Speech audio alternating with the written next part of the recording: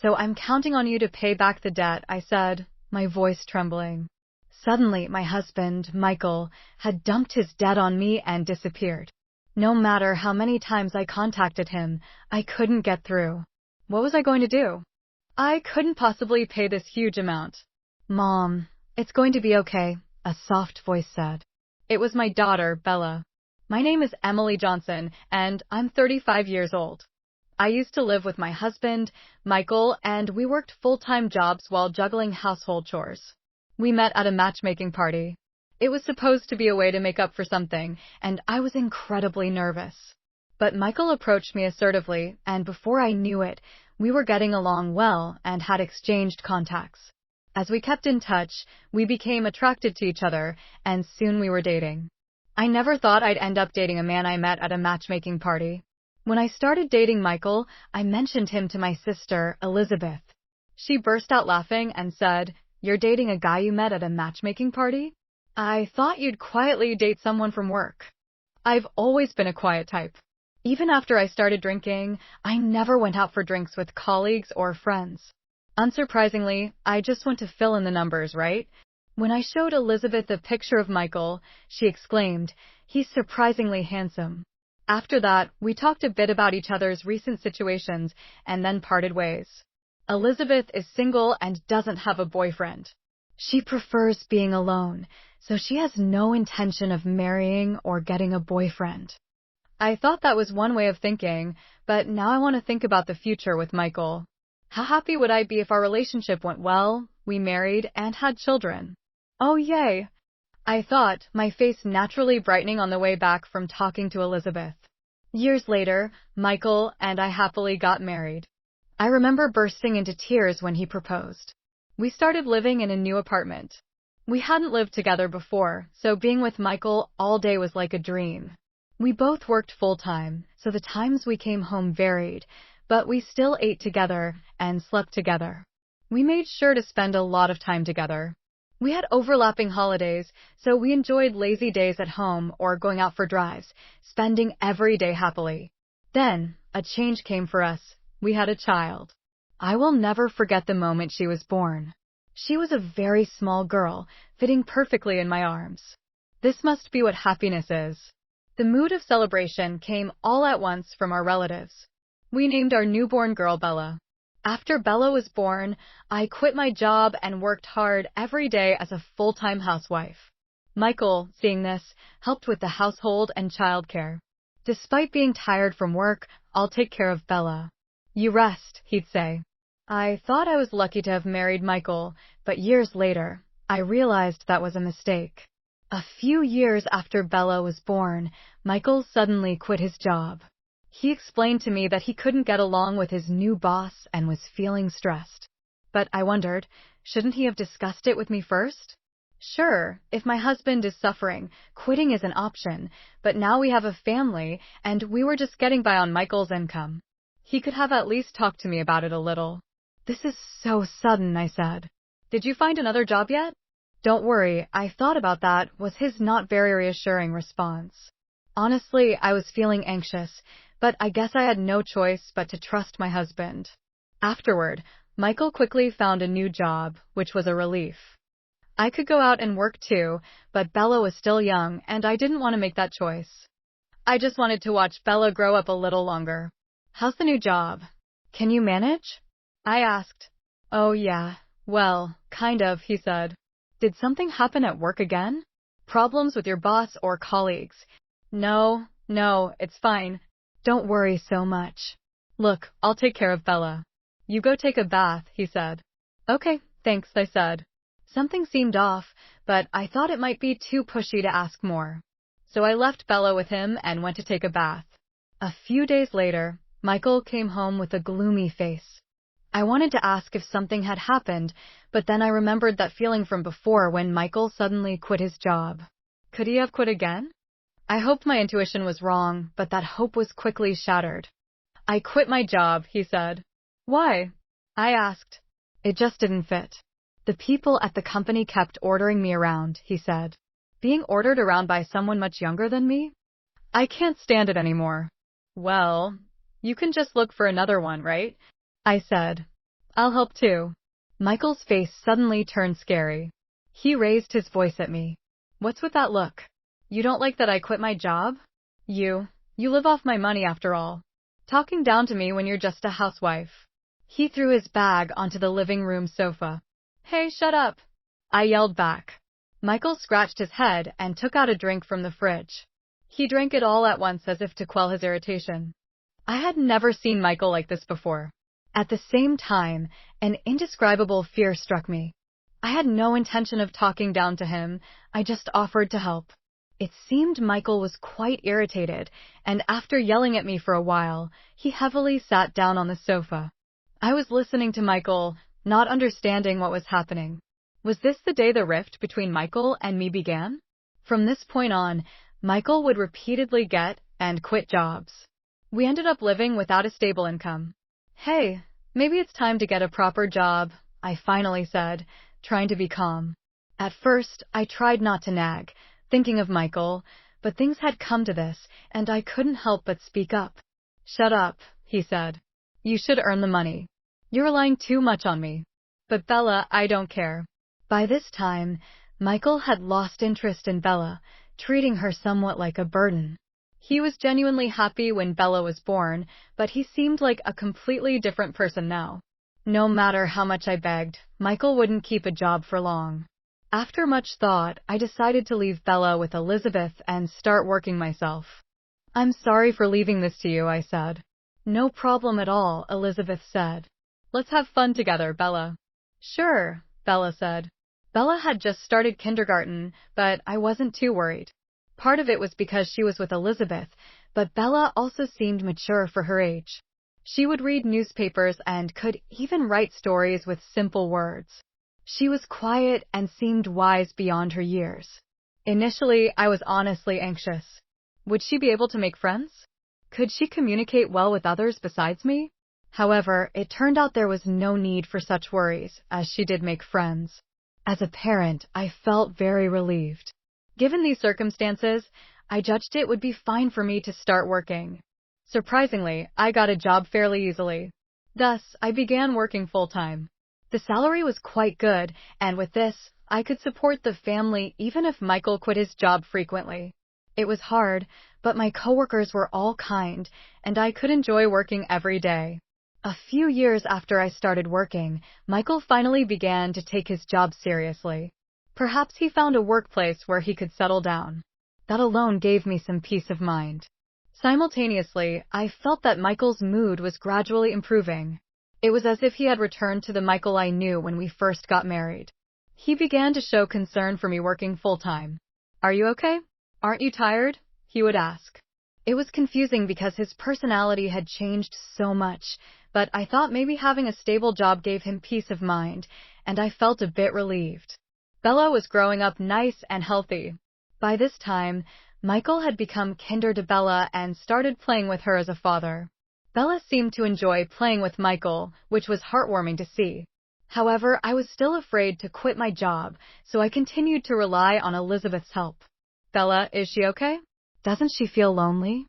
I asked Elizabeth. Nope, she's really good, Elizabeth said. As long as Bella was happy, that was all that mattered to me. I felt relieved and thought I should treat Elizabeth to a meal since I would continue to depend on her. A few more years passed and Bella became a third grader, going to school happily every day. Our family relationship had improved back to how it used to be. The times when Michael and I were at odds seemed like a distant memory. It was such a smooth period for us as a family. During this time, Michael made a suggestion.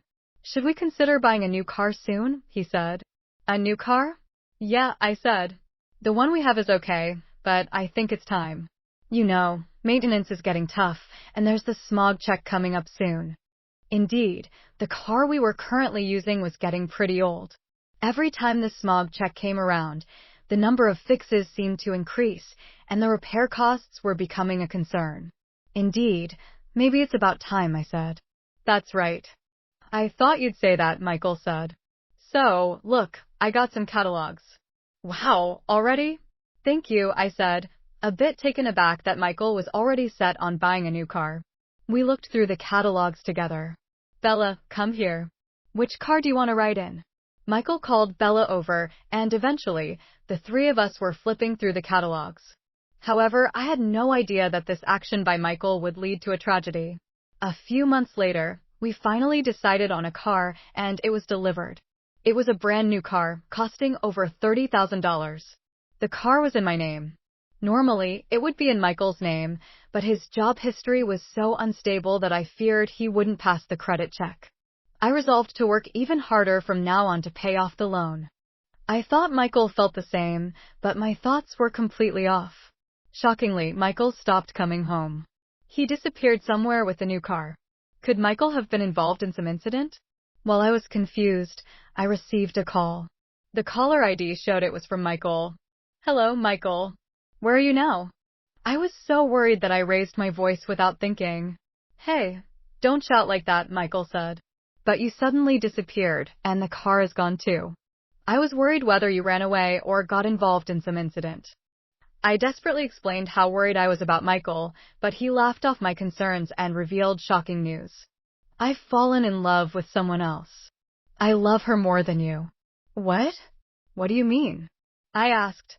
Just what I said, he said. I found someone I like more than you.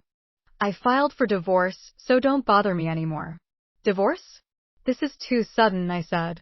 I didn't remember signing any divorce papers, but then I recalled writing them during a fight with Michael once. Signed divorce papers indicate intent to divorce. I regretted writing them in the heat of the moment. Oh, and there's the matter of my debt, he said. Kind of your problem now. Debt? How much? I asked. About $600,000, he said. You take care of it. Will you? Saying that, Michael hung up. Is this even possible? Was that smile he always showed me all a lie? As I thought this, all strength left me. Mom, are you okay? Bella gently rubbed my back as I sat slumped on the floor. Yeah, I'm fine, I said. I said I was fine, but of course, I was not. How am I supposed to live now, burdened with such a massive debt? $600,000 is just too much to pay off, and the car payments are in my name too. I quickly started searching for my ATM card. Shelves, cupboards, counters, lockers. I searched everywhere I could think of, but it was nowhere to be found. My ATM card was nowhere to be seen. I opened the banking app on my smartphone. The balance was reduced. I had no memory of withdrawing any money. The only person who could have done this was Michael. I couldn't get through to Michael at all. It's no use. I was lost, feeling utterly defeated. But right now, I needed to focus on earning money. There was no time to dwell on my worries, so I redirected my attention to work. I didn't want to worry Elizabeth, so I told her nothing. Of course, I didn't tell Bella either. A few weeks after Michael had run away, I lost consciousness at work. When I woke up, I was in the hospital. Emily, are you okay? Elizabeth asked. Bella was there beside Elizabeth. It seemed I had collapsed due to excessive stress. Moreover, I was forced to stay in the hospital for a few days for thorough examinations. Hospitalized? Once you're discharged, we should talk about Michael, Elizabeth said. I've heard everything from Bella. Did you know everything? I asked. Yeah, I heard the fun conversation with Dad, Bella said. I couldn't believe Bella knew everything. I wondered if Elizabeth would scold me after being discharged, which made me a bit gloomy. The next day, the examinations began. Then, to my shock, they found cancer. It wasn't too advanced, so they said I could get much better after surgery. So I underwent the operation. Afterward, I was discharged, which was good, but I wasn't in a condition to work for a while. I had no savings and no income, and on top of that, I needed to pay for the surgery and hospitalization costs. During this time, Elizabeth and Bella were the ones who helped me. Bella had detailed to Elizabeth about my situation and what Michael had done. Hearing this, Elizabeth was furious.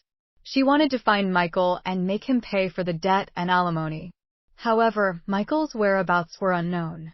We don't know where Michael is. How can we claim anything then? I asked.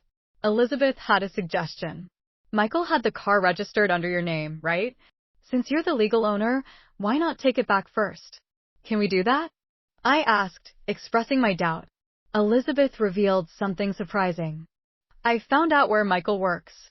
It seemed that Michael was working at a company in the same building as Elizabeth. Elizabeth mostly worked remotely, but she said she saw him occasionally when she went to the office. If that was the case, then we should go to Michael right now, I said. I was ready to confront him immediately. If we left him alone, he might disappear somewhere. However, Elizabeth stopped me. It's reckless to go without a plan, she said. I have a good idea. Well, not just me, but Bella and I, right, Bella? Elizabeth and Bella exchanged looks. I had no idea what they were planning.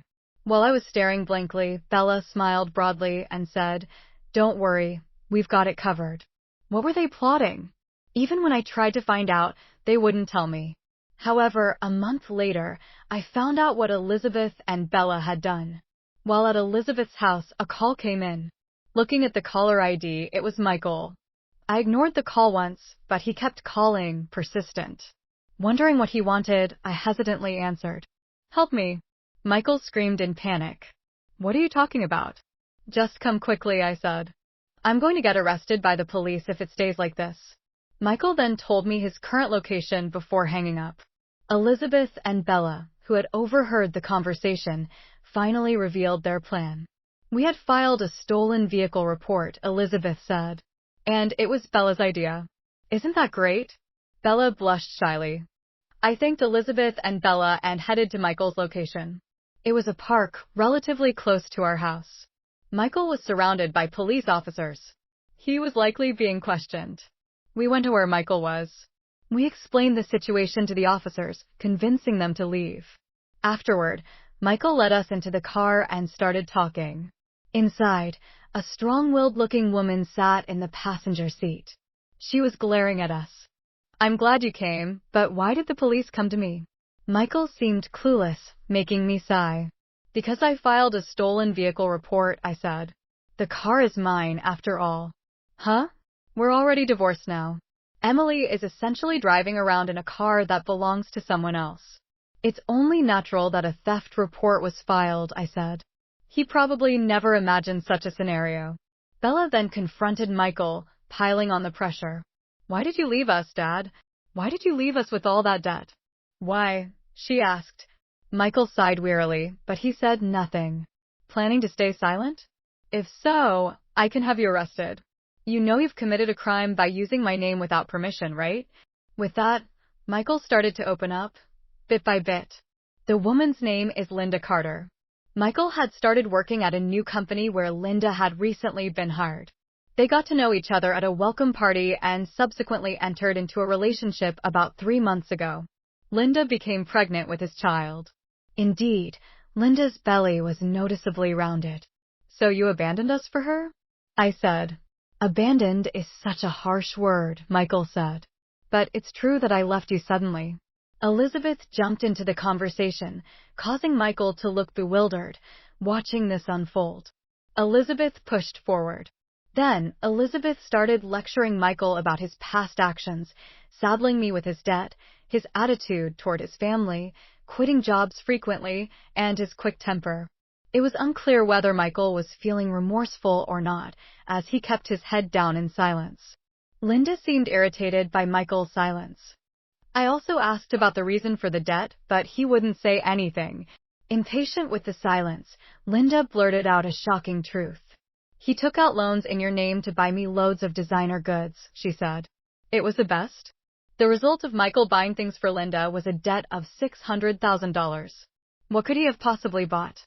From the looks of it, he must have purchased several items worth millions of yen each. It was utterly ridiculous.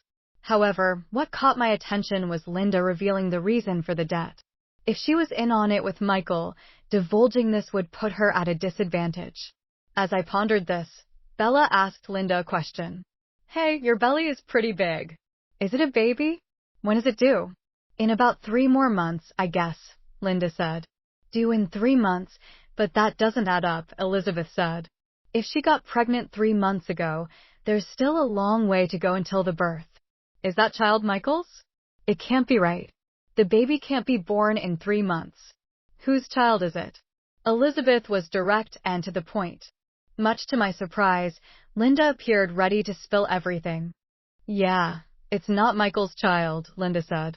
I thought about hiding it, but it seemed like more trouble than it was worth, so I just let it out. You revealed the debt issue too, yes. I guess, Michael, you're of no use to me anymore. She said this with a vulgar laugh. Being in this hellish situation made me feel sick. Michael looked at Linda incredulously, as if he couldn't believe what he was hearing. What do you mean by that? He asked. Just what I said, Linda said. As Michael and Linda started arguing, the already dreadful atmosphere got even worse. But Elizabeth broke the tension. We should call the police now, she said. What? Why? Michael asked. You both don't seem to listen and seem to forget, Elizabeth said. Using Emily's name for loans is a crime. Plus, driving around in a car without permission. After all, Emily and Michael are strangers now. With that, Elizabeth instructed me to call the police. Despite Michael and Linda's frantic attempts to stop me, I continued with the call. Soon, the flashing lights of a police car appeared. This was the moment to finally hold them accountable for the debts and the car. Everything needed to be settled. I felt a sense of relief wash over me. Following these events, Michael and Linda faced legal repercussions. They didn't end up in prison, but they were ordered to pay me compensation for damages, cover the debt, and provide child support. Despite their pleas through lawyers for a reduction, the final judgment was not in their favor, especially since Bella had recorded their conversation in the car, which served as evidence. I wondered why Bella had recorded them. Upon asking, she mentioned that she got the idea from a drama she was watching with Elizabeth.